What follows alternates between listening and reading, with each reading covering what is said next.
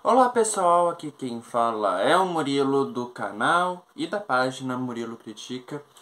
E hoje nós estamos aqui para mais uma crítica. E dessa vez a crítica vai ser de Five Nights at Freddy's. Então deixem as suas curtidas, comentem, compartilhem com seus amigos e se inscrevam no canal do YouTube e sigam a página do Instagram. Bom, Five Nights at Freddy's é uma adaptação de um jogo de videogame, de livros e de tudo mais. E que tem um grande viés de ser uma adaptação. Automaticamente vocês estão entendendo a palavra adaptação, né? Não é assim o que... Eu já vou adiantando as polêmicas, né? Não é o que muitos esperam de ser um filme totalmente focado em jumpscare. É um filme focado na narrativa. É um filme focado na história. E, mesmo assim, a história sofreu algumas alterações, tá? E não é a mesma coisa que, por exemplo, eu vou citar alguns exemplos, que é a série de Invasão Secreta. Não é fielmente que nem nos quadrinhos, e aqui no Five Nights at Freddy's não é diferente, tá? No caso, toda a trama narrativa ela é diferente, por exemplo, do FNAF 1, do primeiro jogo do Five Nights at Freddy's, né? E aqui os que os diretores propuseram pro grande público é contar uma nova história. E contando uma nova história, pra mim, foi o bastante.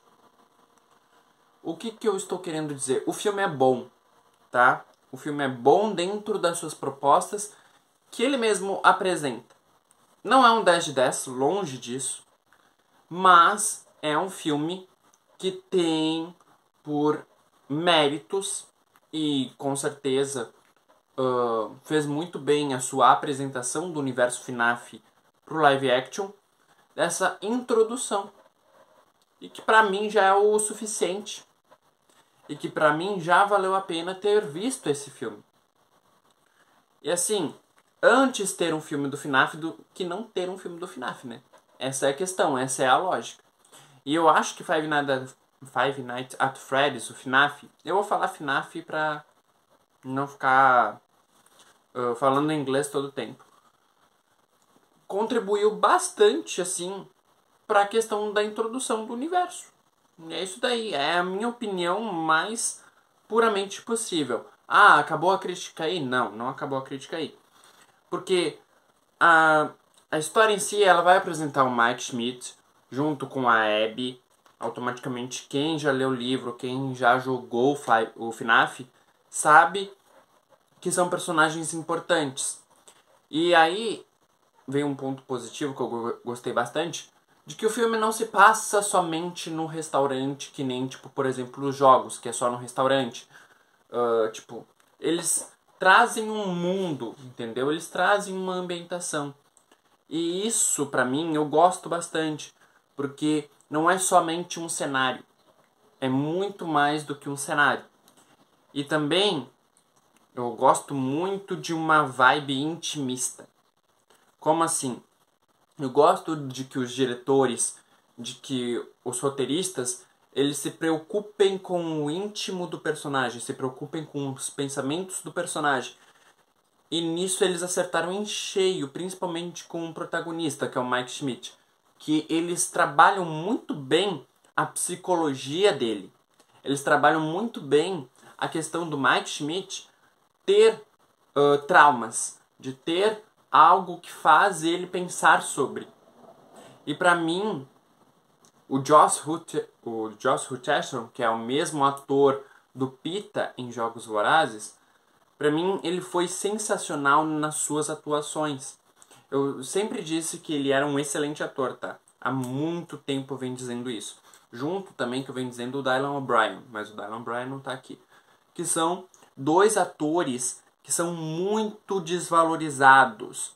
Só porque eles fizeram algumas distopias ali e ali, eles são muito desvalorizados por Hollywood. E principalmente por outros acréscimos, né? Que eu acho que eles são um dos melhores atores dessa geração que está aqui presente. Mas enfim, né? É só um acréscimo que eu tenho pra fazer. Também temos o Matthew Lillard, que é o Stumecher em Pânico, e também foi o Salsicha em Scooby-Doo, né? Ninguém esquece do live action do Scooby-Doo, e nem por isso tem que esquecer, ao contrário, né? Enfim, pra mim o Matthew Lillard foi muito bem, principalmente com os plot twists dele, tá? Que são previsíveis. Outra coisa que eu tenho pra falar aqui. O plot twist do filme é previsível, e eu já vou apontando aqui pra mim um dos piores defeitos do filme. Foi a duração dele, tá? Muita coisa poderia ser abordada a mais nesse filme. E eles não fizeram, tá? Pra mim, o principal defeito do filme é justamente o quão pouco ele é. Porque a gente chega no terceiro ato, tipo, com a apresentação, a gente já sabendo mais ou menos quem é o sequestrador das crianças, né? Porque FNAF tem essa narrativa de que um restaurante de pizza, uma pizzaria, né? Com tudo mais, com animatronics, que são robôs gigantes, né? Que são aqueles clássicos que vocês já devem ter ouvido falar. Com o Freddy, a Chica, o Bonnie, enfim. Aí crianças começaram a desaparecer nesse meio tempo quando a pizzaria estava funcionando, né? E daí, boatos de um sequestrador, por isso que a pizzaria fechou, certo? Nesse ponto, em questão, que eu acho assim primordial salientar, é que eles poderiam ter mostrado mais flashbacks. É isso que eu quero dizer. Como foi, como se originou a pizzaria, o por trás do vilão, que eu sempre chamo assim, tipo, por que o vilão faz o que faz. A gente tem que ter um motivo, nem que seja pra ele dizer, eu faço porque eu sou louco. Motivo.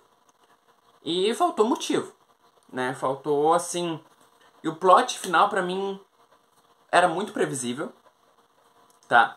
Previsível até demais. Porque a gente tá com... dane-se, spoilers, né? A gente tá com um ator grandioso, que é o Matthew Lillard. No mínimo ele tem que ser o vilão, né? No mínimo, tá? E ele cumpriu muito bem no seu papel, só que o plot. Cadê o plot? Cadê o intimismo do personagem no antagonista, né? A gente tem um intimismo no protagonista, só que cadê no antagonista? A gente não tem. Outra coisa, poderíamos ter a profundidade desse intimismo na própria pizzaria.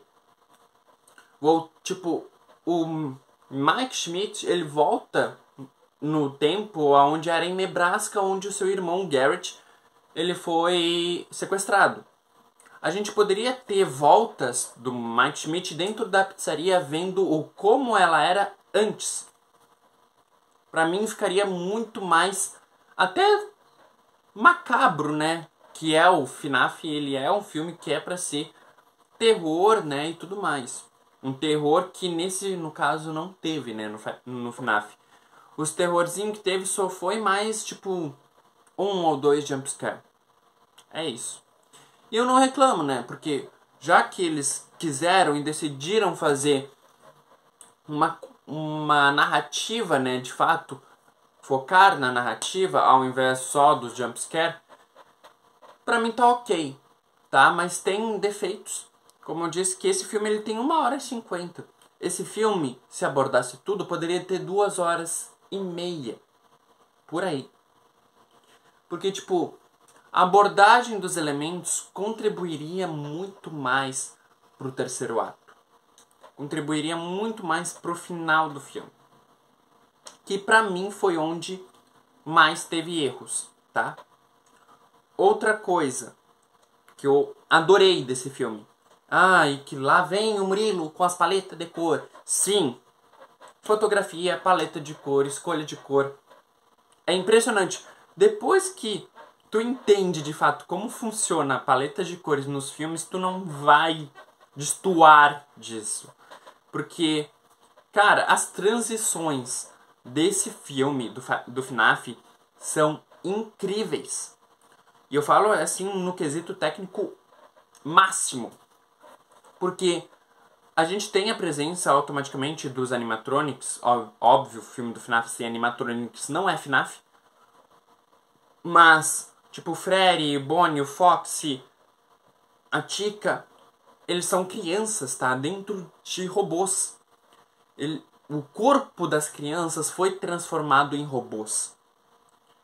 E aí, eles trabalham com atores mirins. Eles trabalham com crianças, exatamente. E aí, a gente percebe a contextualização do sonho do Mike Schmidt, que tem muito que abordar e que automaticamente não foi tão bem explorado como deveria. Também a questão de como as crianças / animatronics entram no sonho do Mike. E aí a gente tem toda a lore se desenvolvendo, né? E aí que vem a questão, a transição de quando aparece uma criança e daí tipo vira um corredor e é um animatronic, é sensacional. Principalmente a parte do Foxy, porque o Foxy ele tem uma, vou dizer, uma câmara, uma exposição especial pra ele. E daí, tipo, a criança vai pro escuro, assim, tipo, dando um passo pra trás. E daí, tipo, vem a transição do Foxy. Nossa, é muito legal. É, assim, quesitos de paleta de cores também. O animado, o sombrio da pizzaria ressoa muito bem nos momentos sombrios. Assim, tipo, porque a gente é apresentado primeiramente como uma coisa agradável. Mas daí depois as paletas de cores elas começam a vir. Num anacronismo singelo, elas vão escurecendo cada vez mais quando se aproxima do ato 3. Até ficar completamente quase no escuro no último ato. E pra mim, cara, foi sensacional toda essa criatividade. E, bom, enfim, é uma coisa pra fãs, feita pra fãs. E mesmo assim os fãs de FNAF estão reclamando desse filme. Automaticamente, eu acho que é um devaneio, que é uma coisa assim, sem sentido, porque funcionou muito bem dentro das propostas do próprio filme. O filme funciona dentro dele mesmo. Ele não propõe nada a mais, mesmo que poderia ter, por exemplo, alguns incrementos no íntimo do filme. Como assim? Os flashbacks, a profundidade do vilão foi basicamente negligenciada. Então, assim, faltou desenvolver algumas coisas. É isso que eu digo. Mas o filme, ele funciona bem de introdução para o universo. Completamente, e tenho certeza de que isso vai acontecer, que vai ter um FNAF 2, tá? Porque não é possível, depois do final desse filme, que não tenha um segundo, né? E eu acho que tem toda a razão de fazerem um segundo filme do FNAF. Eu vou encerrando aqui com uma nota 8.7 pro FNAF. Devido a todos os aspectos que eu já falei, eu acho uma nota justa, 8.7, né? E creio que sim, esse filme surpreendeu dentro do possível. Então, eu vou encerrando aqui, deixem suas curtidas, comentem o que vocês acharam sobre o filme, compartilhem com seus amigos e se inscreve aqui no canal e sigam a página no Instagram. Até a próxima crítica.